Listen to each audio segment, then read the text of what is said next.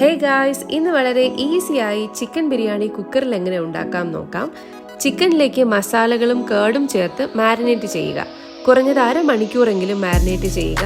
ഞാൻ ഫ്രിഡ്ജിലാണ് കേട്ടോ മാരിനേറ്റ് ചെയ്യാൻ വെച്ചത്. ഫ്രീസറിൽ വെക്കാതിരിക്കാൻ പ്രത്യേകം ശ്രദ്ധിക്കണം കേട്ടോ.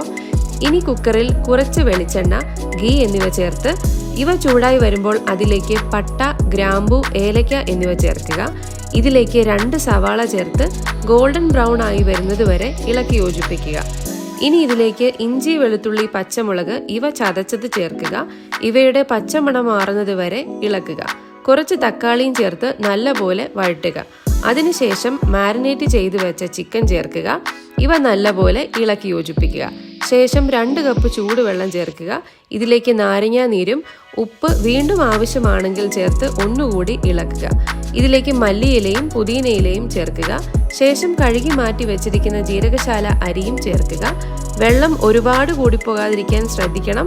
അരിയുടെ ലെവലിൽ നിന്ന് കുറച്ച് മാത്രം, അതായത് 1/2 ഇഞ്ച് മുകളിൽ വെള്ളം നിൽക്കുന്ന രീതിയിലാണെന്ന് ഉറപ്പുവരുത്തുക. ഇനി കുക്കറിൽ 1 വിസിൽ വരുന്നത് വരെ ഹൈ ഫ്ലെയിമിൽ കുക്ക് ചെയ്യുക.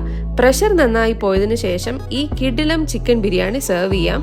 ഇനിയും പുതിയ റെസിപ്പിയുമായി വീണ്ടും കാണാം. ബൈ.